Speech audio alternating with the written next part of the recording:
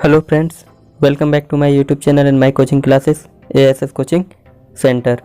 तो चलिए हम अपने क्वेश्चन सीरीज को आगे बढ़ाते हैं। तो कल हम लोगों ने एक क्वेश्चन सीरीज देखा था, तो आज का टॉपिक है हमारा, आज का चैप्टर है बेसिक वर्क्स ऑफ प्रैक्टिस। तो चलिए, तो रोज़ की तरह आज भी मैं निर्देश दे देता हूँ आपको। तो सबसे पहले आप क्वेश्चन को पॉज करके क्वेश्चन को समझ लीजिएगा, उसके बाद उसके आंसर को पता कीजिएगा ताकि आपको याद रहे और आप क्वेश्चन अच्छे से समझ जाए। तो चलिए हम क्वेश्चन को स्टार्ट करते हैं। तो सबसे पहला क्वेश्चन है हमारा, फिगर देख रहे हैं आप, बोला जा रहा है इस गेज का क्या नाम है। तो गेज में आप देख रहे हैं ये भाग है, तो इससे हम क्या करते हैं कि अपने जॉब की आंतरिक त्रिज्या को नापते हैं। तो चलिए हम ऑप्शन पे देखते हैं। तो हमारा ऑप्शन में है, ऑप्शन ए में है हमारा जॉब की आंतरिक त्रिज्या को जांचना। तो हमारा पहला ऑप्शन ही सही है दोस्तों। तो चलिए चलते हैं हम नेक्स्ट क्वेश्चन की तरफ। तो अगला क्वेश्चन है हमारा, फिर से फिगर दिया हुआ है और पूछा गया है कि इस रेती का हमारा क्या नाम है। देख सकते हैं यहाँ पे फिगर में हमारा ये रेती दिया हुआ है, तो पूछा जा रहा है इस रेती का क्या नाम है। तो मैं बगल पे यहाँ पे देख सकते हैं, मैं जो ऑप्शन में दिया गया है 4 प्रकार का रेती, मैं चारों प्रकार का रेती का आपको फिगर लगा दे रहा हूँ। तो आप देख सकते हैं और फिगर से मिला लीजिएगा। तो फिगर में आप देख पा रहे हैं कि ये जो हमारा रेती है वो हमारा रास्प कट रेती है। तो इसका राइट आंसर हो जाएगा हमारा ऑप्शन ए, रास्प कट रेती। तो चलिए चलते हैं नेक्स्ट क्वेश्चन की तरफ। तो अगला क्वेश्चन है हमारा, फिर से फिगर है, तो चैप्टर का नाम ही है दोस्तों बेसिक वर्क्स ऑफ प्रैक्टिस। तो जाहिर सी बात है इसमें हमारा सब वर्कशॉप से ही संबंधित क्वेश्चन आएंगे। तो चलिए, तो फिर से एक क्वेश्चन है, इस औजार का क्या नाम है। तो आप फिगर में देख सकते हैं पूछा जा रहा है कि इस औजार का क्या नाम है। तो ये जो है ये कैलिपर है। तो कैलिपर भी है, तो कैलिपर भी बहुत प्रकार से होते। तो एक होता है कि ये हम देख पा रहे हैं कि हमारा कैलिपर जो है वो इस टाइप से होके इस तरह से बाहर की ओर मुड़ा हुआ है। ओके दोस्तों, और एक कैलिपर होता है जो कि इस तरह करके इस तरह अंदर की ओर मुड़ा होता है। तो इसे हम कहते हैं आंतरिक कैलिपर और इसे कहते हैं हम बाह्य कैलिपर। तो ये हम देख पा रहे हैं कि ये हमारा इस टाइप से नीचे की ओर मुड़ा हुआ है, देख पा रहे हैं। तो ये हमारा कौन सा कैलिपर होगा, आंतरिक कैलिपर। तो चलिए अब हम ऑप्शन देखते हैं।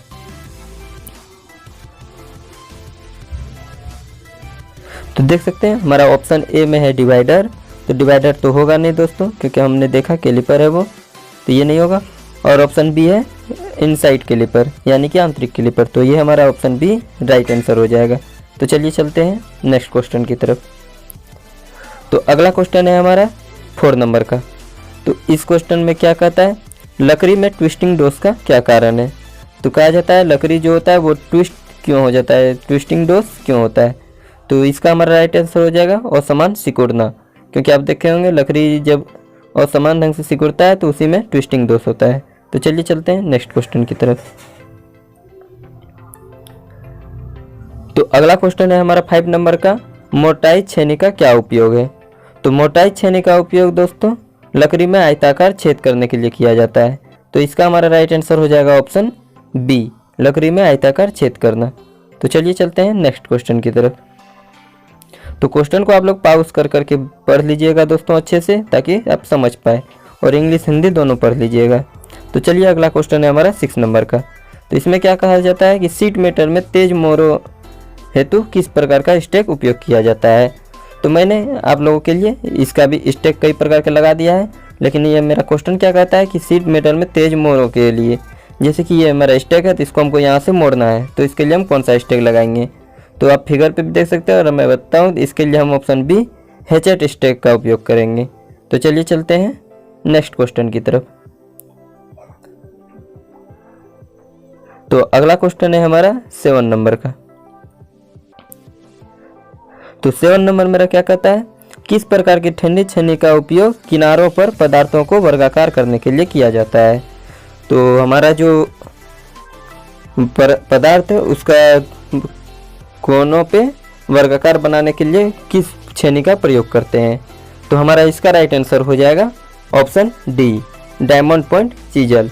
हिंदी में हीरा पॉइंट छेनी। तो चलिए चलते हैं नेक्स्ट क्वेश्चन की तरफ।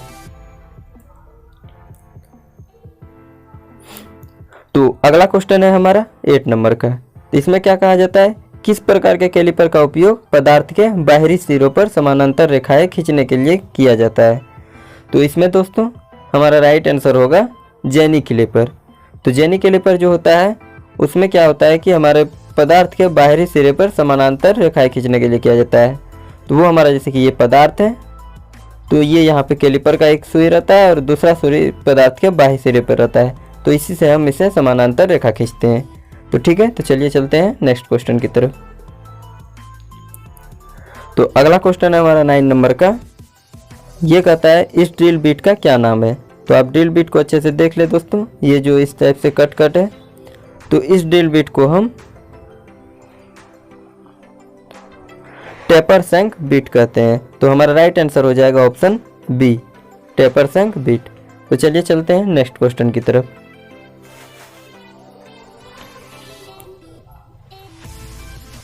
तो अगला क्वेश्चन हमारा 10 नंबर का है, जिसमें हमको कहा गया है सीट मेटल में सामान्य उपयोग के लिए किस प्रकार का स्टेक उपयोग किया जाता है। तो आप लोग को फिर से मैं सारे स्टेक का फिगर दे देता हूँ। इसमें आप देख सकते हैं, तो सामान्य उपयोग के लिए हम वर्गाकार स्टेक का प्रयोग करते हैं, जो कि हमारा लगभग सारे काम के लिए प्रयोग होता है।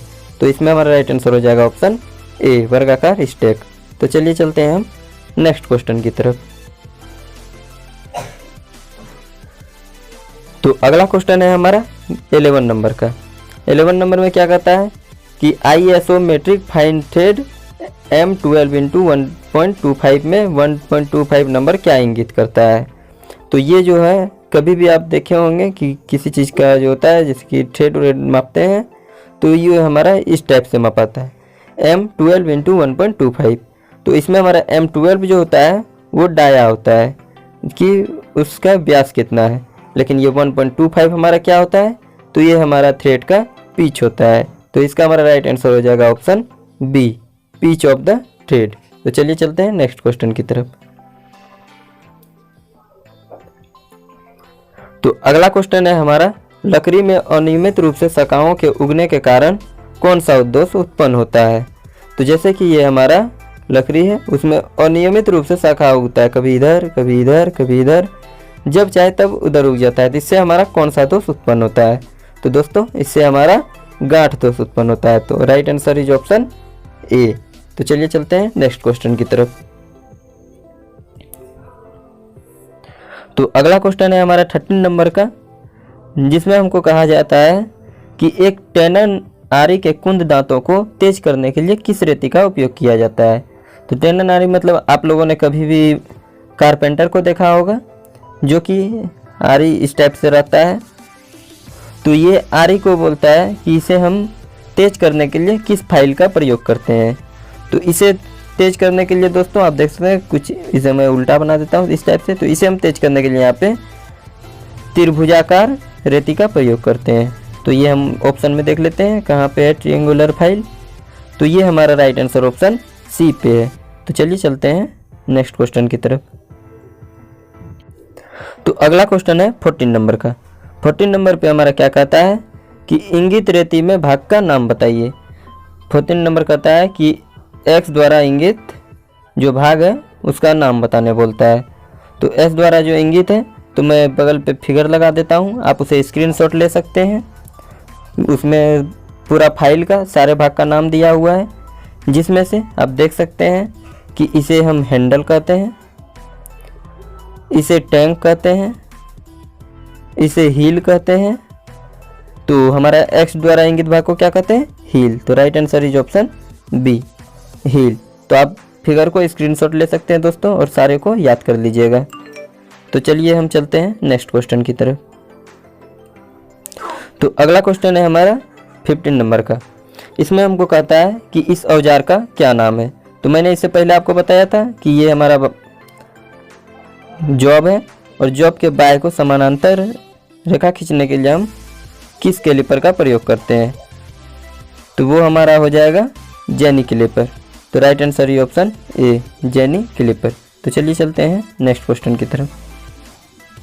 अगला क्वेश्चन है 16 नंबर का। जिसमें से फिगर दिया हुआ है।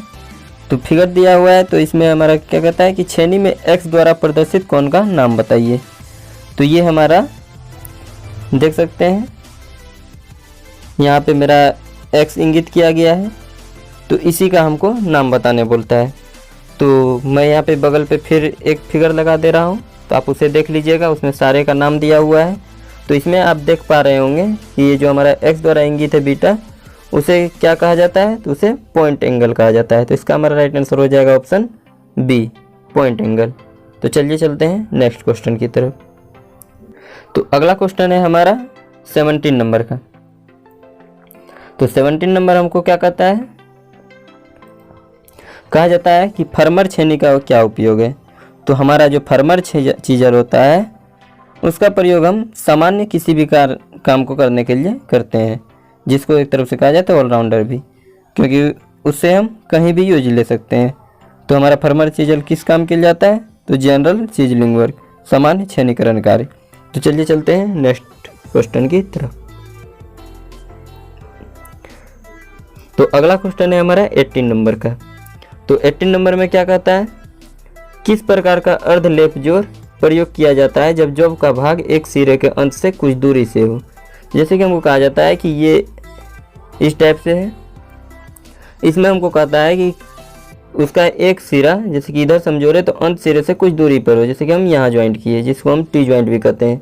तो इसको हम कौन सा ज्वाइंट कहेंगे, तो इसे हम option C mid lap joint कहेंगे, क्योंकि ये हमारा बीच में ज्वाइंट हो रहा है, मध्य लैप जोड़। तो चलिए चलते हैं नेक्स्ट क्वेश्चन की तरफ। अगला क्वेश्चन है 19 नंबर का। इसमें हमें कहता है कि 90 डिग्री मोड़ और अंदर से निकले हुए किनारे के साथ धातु ट्रे बनाने के लिए किस प्रकार के नोच का उपयोग किया जाता है।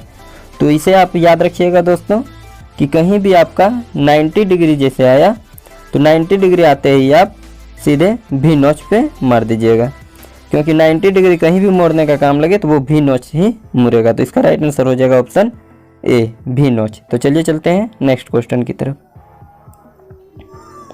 अगला क्वेश्चन है 20 नंबर का। तो 20 नंबर में क्या कहता है, सीट मेटल कार्य में हैम फोल्डिंग का क्या उद्देश्य है। तो हैम फोल्डिंग का मतलब होता है कि आप कभी रोटी खाए होंगे तो उसे आप सब्जी लेके गोल गोल करके खाते हैं, ठीक है, तो उसी को हैम फोल्डिंग कहते हैं। तो उसी में कहा जाता है कि सीट मेटल कार्य के लिए हम हैम फोल्डिंग क्यों करते हैं। तो हम सीट मेटल कार्य के लिए हैम फोल्डिंग क्यों करते हैं, तो सीट को क्षति से बचाने के लिए। तो इसका हमारा राइट आंसर हो जाएगा ऑप्शन डी।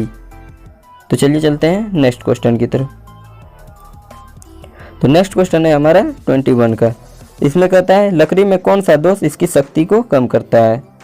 तो लकड़ी में अनियमितता का दोष उसकी शक्ति को कम करता है। तो इसका हमारा राइट आंसर हो जाएगा ऑप्शन डी, इरेगुलरिटी यानी अनियमितता।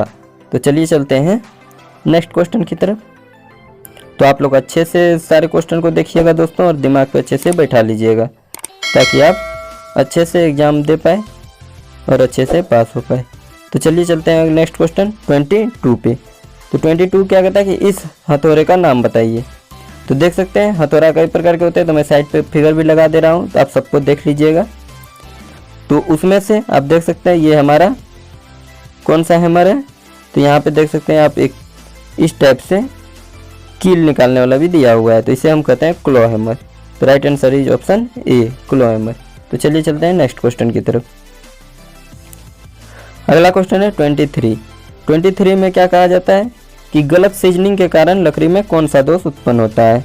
तो गलत सीजनिंग के कारण लकड़ी में कपिंग दोष का उत्पन्न होता है। तो right answer is option D, cupping दोष। तो चलिए चलते हैं नेक्स्ट क्वेश्चन की तरफ। तो अगला क्वेश्चन है हमारा 24 का। तो 24 में क्या कहता है कि जस्टिस सीट पाइप जोड़ में एक्स के रूप में चिन्हित थ्रेड के नाम बताइए। तो इसमें कहा जाता है कि ये देख सकते हैं इस भाग का नाम बताने बोला जा रहा है। तो मैं बगल पे आपको एक फिगर लगा दे रहा हूँ, उससे आप देख लीजिएगा। तो उस पर आप जब देखिएगा तो उस पर आपको सारा चीज़ दिख जाएगा।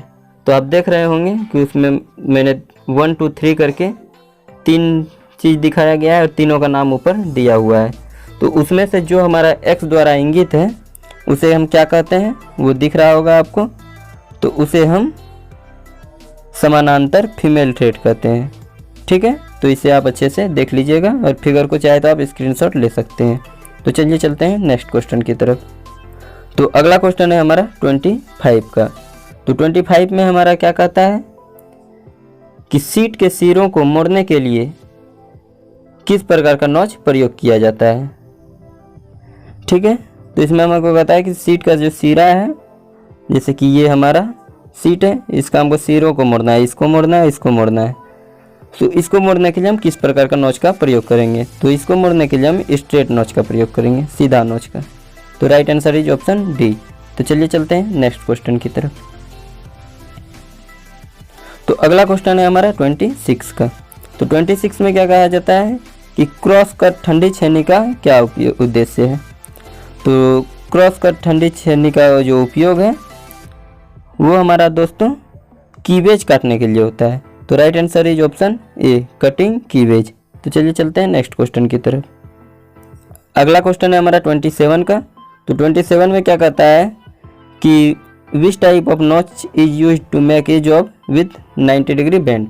तो इसीलिए मैंने आप लोगों को बताया था दोस्तों कि हिंदी पे ज़्यादा ध्यान नहीं दीजिएगा, क्योंकि राइट आंसर इंग्लिश होता है। तो इसीलिए आप दोनों को पढ़ लीजिएगा। यहाँ पे आप देख सकते हैं कि यहाँ पे हिंदी पे हमारा 90 डिग्री को 900 कर दिया गया है। तो ये यहाँ पे 90 डिग्री होगा। ठीक है, तो ये 90 डिग्री मोड़ने के लिए तो मैंने आप लोगों को पहले भी बताया था कि 90 डिग्री जहाँ आए वहाँ पे आप सीधे भी नॉच पे टिक कर दीजिएगा। तो राइट आंसर इज ऑप्शन ए, भी नॉच। तो चलिए चलते हैं नेक्स्ट क्वेश्चन की तरफ। तो अगला क्वेश्चन है हमारा 28 का, जिसमें हमको कहा जाता है कि लकड़ी के आंतरिक कटिंग के लिए किस प्रकार का वक्र कटिंग दस्ती आरी का प्रयोग किया जाता है। तो कहा जाता है कि लकड़ी के आंतरिक कटिंग के लिए हम किस आरी का प्रयोग करते हैं। तो लकड़ी के आंतरिक कटिंग के लिए दोस्तों हम की होल साव का प्रयोग करते हैं, की होल आरी, जो कि ये हैंडल होता है। ये एक पतली सी आरी इस टाइप से होती है। ठीक है, तो इसका प्रयोग हम करते हैं लकड़ी के आंतरिक कटिंग के लिए। तो चलिए चलते हैं नेक्स्ट क्वेश्चन की तरफ। तो अगला क्वेश्चन हमारा है 29। तो इससे पहले भी मैंने सारे स्टैक का फिगर आपको दिया था, फिर से दे देता हूँ। तो देख सकते हैं उसमें से अब पूछा जा रहा है कि इस स्टैक का क्या नाम है। तो आप उसमें देख पा रहे होंगे कि इस स्टैक का नाम ब्लोहॉर्न स्टैक है। तो right answer is option C. चलिए चलते हैं नेक्स्ट क्वेश्चन की तरफ। फिर से वही दोस्तों 30 नंबर का क्वेश्चन। तो 30 नंबर का क्वेश्चन में क्या कहता है कि इस हैमर का क्या नाम है। तो आपको फिर से मैं पूरा हैमर का दे देता हूँ फिगर, तो उस पर आप इसे मिला लीजिएगा। तो उस पर आप मिलाइएगा तो देख सकते हैं ये हमारा टैक्स हैमर है। तो चलिए चलते हैं ऑप्शन पे, देख लेते हैं कि टैक्स हैमर हमारा कौन से ऑप्शन में है। तो ये हमारा ऑप्शन देख सकते हैं, ये हमारा ऑप्शन बी पे है, टैक्स हैमर। तो ये हमारा बी राइट आंसर है। तो ये हमारा था अगला क्वेश्चन 31 का। तो 31 में क्या कहता है हमको कि चेन ड्रिलिंग के बाद धातुओं को अलग करने के लिए किस प्रकार के छेनी का प्रयोग किया जाता है। तो चेन ड्रिलिंग करने के बाद, यानी कि ये हमारा जॉब है, तो इसमें हम ड्रिल कर देते हैं इस टाइप से, और इसको हम फिर अलग करने के लिए किस छेनी का प्रयोग करते हैं। तो इसको हम अलग करने के लिए वेब चीजल का प्रयोग करते हैं, ऑप्शन बी, जो कि हमारा होता है कि ये दोनों छेद के बीच में रख के इसे ऊपर से हैमर से मारा जाता है तो ये टूट जाता है। तो right answer option B, web chisel. तो चलिए चलते हैं नेक्स्ट क्वेश्चन की तरफ। तो अगला क्वेश्चन है हमारा 32 का, जिसमें कहता है किस प्रकार के स्टोक का प्रयोग टेपिंग शंकु के आकार के लेखों को रिवेटिंग के सीमिंग करने के लिए किया जाता है। तो आप फिगर पे देख रहे होंगे कि शंकु के आकार का हमारा ब्लोहॉर्न स्टेक है। तो इसका हमारा राइट आंसर हो जाएगा ऑप्शन सी, ब्लोहॉर्न स्टेक। तो चलिए चलते हैं नेक्स्ट क्वेश्चन की तरफ। तो अगला क्वेश्चन है हमारा लकड़ी में गांठ दोष का क्या कारण है। तो लकड़ी में गांठ दोष क्यों होता है दोस्तों, तो ये तो आप लोगों को भी पता होगा कि एक बार पहले भी इस क्वेश्चन को हम कर चुके हैं कि लकड़ी ये मेरा है, इसमें असमान शाखाओं की वृद्धि, कभी इधर शाखा निकल जाता है, कभी इधर, कभी इधर। तो जितना शाखा निकलता है उसके कारण से हमारा गांठ दोष उत्पन्न होता है। तो इसका हमारा राइट आंसर हो जाएगा ऑप्शन सी। तो इसे अच्छे से देख लीजिएगा दोस्तों। तो चलिए चलते हैं नेक्स्ट क्वेश्चन की तरफ। तो यही हमारा आज का लास्ट क्वेश्चन था दोस्तों। तो वीडियो को आप अगर एक बार में नहीं समझ पाए तो दोहरा के भी देख लीजिएगा, और वीडियो को अच्छे से समझ के देखिएगा दोस्तों, तो आप अच्छे से एग्ज़ाम पे नंबर ले आ पाइएगा। और आप पूरा साल नहीं भी पढ़े हैं तो आप वीडियो सबको ध्यान से देखिए, आप अच्छे से ले आइएगा नंबर। तो चलिए मिलते हैं कल एक नेक्स्ट सीरीज के साथ। तो बाय बाय। और वीडियो अगर आपको अच्छी लगी हो तो वीडियो को लाइक ज़रूर कर दीजिएगा और चैनल को सब्सक्राइब कर लीजिएगा, क्योंकि अभी हम एग्ज़ाम तक इसी तरह ITI से रिलेटेड क्वेश्चन लाता रहूँगा और उसके बाद भी आपसे हेल्पफुल वीडियो ही डालूँगा, तो इसीलिए आप चैनल को सब्सक्राइब कर लीजिएगा। तो चलिए मिलते हैं अगले वीडियो पे, तब तक के लिए बाय बाय।